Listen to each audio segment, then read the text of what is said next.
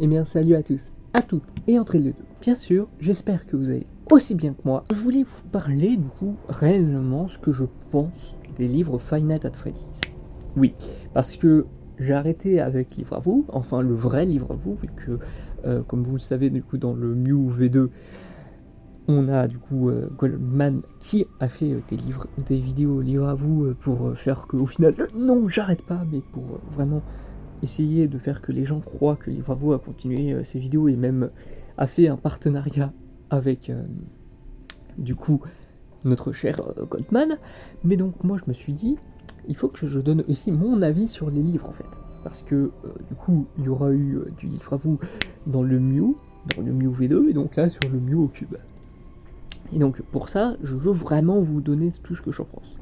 Et ben déjà, il faut savoir que je connais les livres FNAF depuis le début.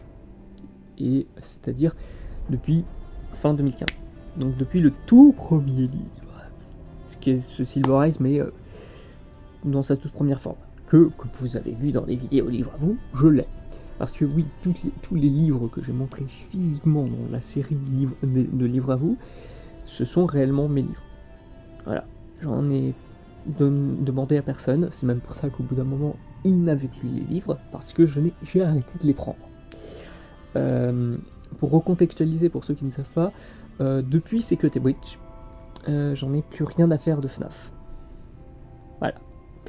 Mais ça ne m'empêche pas de vouloir quand même faire des vidéos sur le sujet, parce que la plupart du temps, je vous montre quand même des vérités en face. Et par exemple, justement, dans le cas de Secret Breach, bah en fait, par rapport au livre, pardon, et ben justement, j'ai plus ou moins donné mon véritable avis en fait.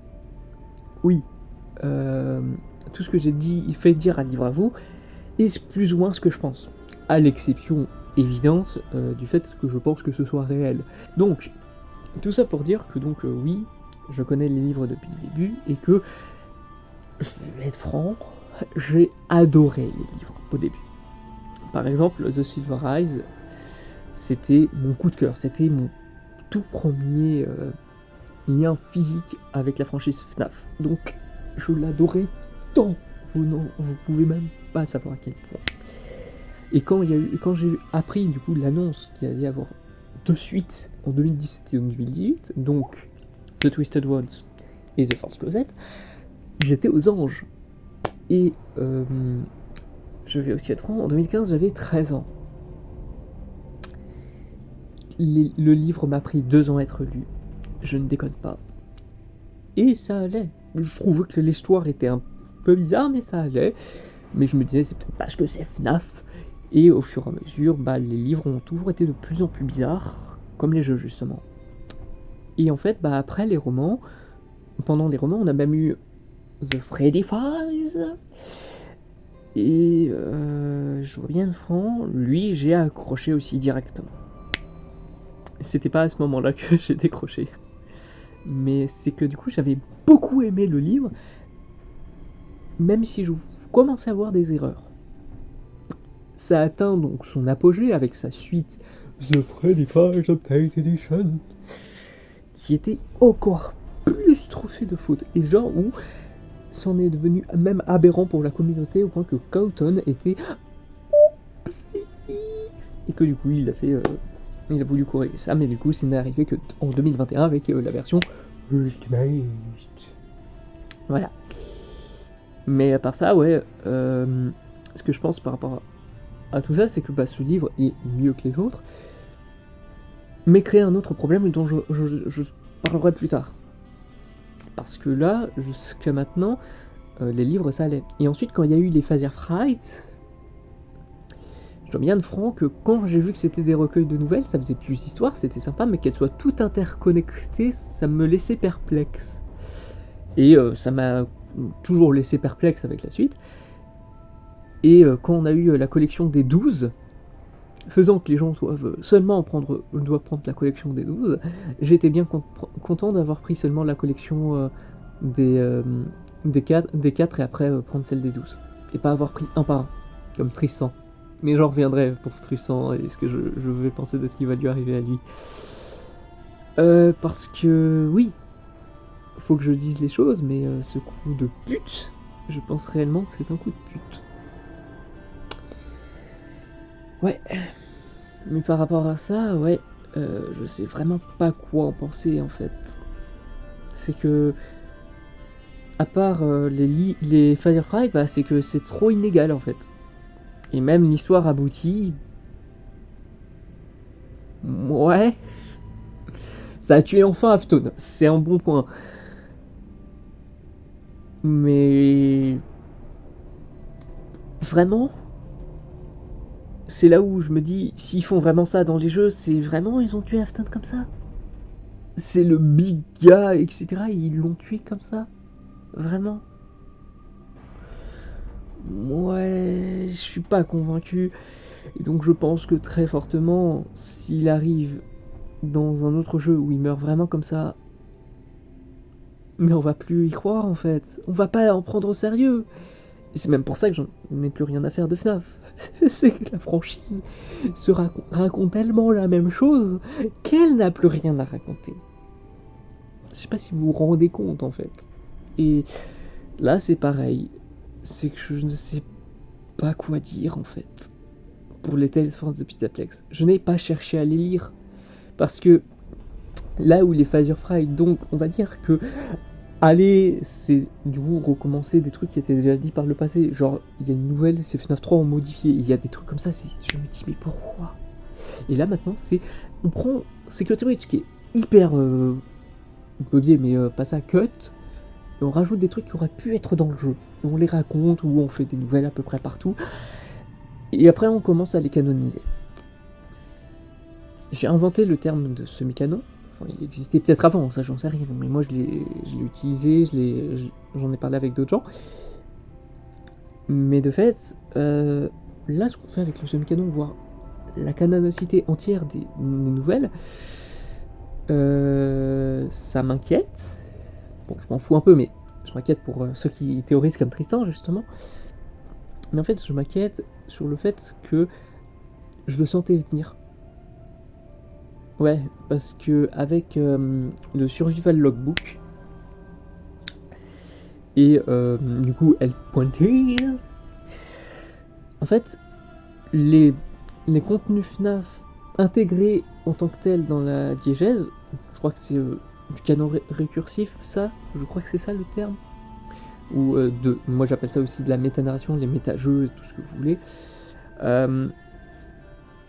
Avec ça, le problème, c'est que qu'est-ce qu'on peut en faire du coup, puisque très probablement c'est fait par Fuzzy Entertainment. Et avec ce qui se passe maintenant avec par exemple la décribilisation des jeux par Fuzzy Entertainment, avec Secret Breach possiblement des Fireflight, et maintenant donc possiblement de tous les trucs, comme je l'ai montré avec Livrapo, donc ça avait plus ou moins de sens quand même, c'est que du coup oui, ça sert à quoi si c'est fait par Fuzzy Entertainment? On est censé essayer de vraiment lire entre les lignes en lisant entre les lignes? C'est peut-être too much, je sais pas. Et que ça continue donc à faire que on peut faire des connexions hasardeuses de connexions hasardeuses. Je sais pas, je suis pas convaincu. Mais genre vraiment pas.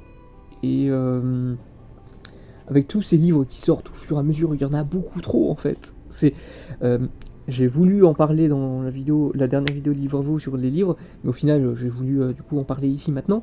C'est que aussi The Bob Lout Conclusion est sorti en même temps, le même jour que le graphic novel volume 2 des Fireflight. Au début j'ai voulu en faire son apogée, mais au final là je vais vous le laisser pour vous. Parce que lui, au final, c'était plus l'idée que ce soit la conclusion. Pour ce qui se passe pour lui, c'est ça son apogée, c'est la conclusion elle-même. Mais du coup, voilà, ouais. Maintenant, il peut y avoir 2 livres qui sortent par jour. C'est aberrant. Je sais pas. Et on a encore pas mal de livres qui vont se préparer. Et comme il l'a dit, hein, justement, comme je l'ai dit dans la vidéo de Livre à vous, oui, il y aurait même eu l'annonce d'un Secret Breach Files Update Edition. c'est réellement ce que j'avais dit dans la vidéo des Freddy Files. Ou de Secret Files tout court, en fait. C'est que oui, tout devient, même dans du contenu, et même dans la manière dont c'est fait, c'est l'instantanéité du contenu, et même sur FNAF. C'est terrible. C'est... Là, par exemple, moi, c'est comme j'en avais déjà parlé avec des gens, avec tous ces produits dérivés sur Secret Breach, j'ai l'impression que la franchise finit par faire comme Pokémon.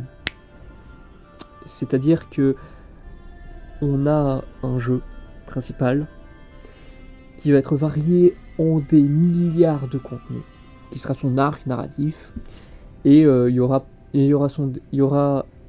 peut-être un ou des DLC qui viendront, mais qui vont être englobés par rapport à tout le reste du contenu, qui va s'adapter et qui va faire oui, c'est une nouvelle perception de la même chose, encore et encore. Et je pense pas que ça va s'arrêter. C'est pour ça que l'avant-dernière, c'était Livre à vous qui vous disait d'essayer d'arrêter toutes ces absurdités, parce que pour moi, ça commence à vraiment en être, en fait. Ça me fait vraiment même peur, parce que, comme je l'ai dit, en fait, c'est que là, pour le cas de Tristan, il va devoir vraiment tout prendre, en fait, s'il veut vraiment continuer à théoriser là-dessus. Et je commence même à me dire s'il va commencer à remarquer que c'est pas que ça perd de son sens. On parle de FNAF. Le problème, c'est que justement, peut-être qu'on va dire oh, c'est FNAF, c'est pas un problème. Bah si, ça reste un problème. Et là, comme vous l'avez remarqué, je ne parle même pas du lore, je ne parle même pas des noms des nouvelles, je ne parle même pas de leur contenu. Je parle d'eux-mêmes en tant que contenu. Ouais, ça fait réfléchir. Mais voilà, globalement, ce que je pense des livres FNAF depuis leur entièreté. Voilà, ouais. C'est une vidéo pas coup de gueule, parce que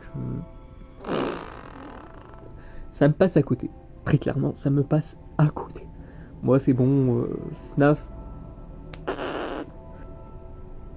L'avenir de FNAF s'annonce pas du tout radieux. Et c'est pas pour me déplaire que cette franchise crève. Et pas qu'elle revienne avec du rameur. Et encore moins avec de l'agonie. Elle pourrait juste mourir et s'arrêter. Parce que là, un reboot.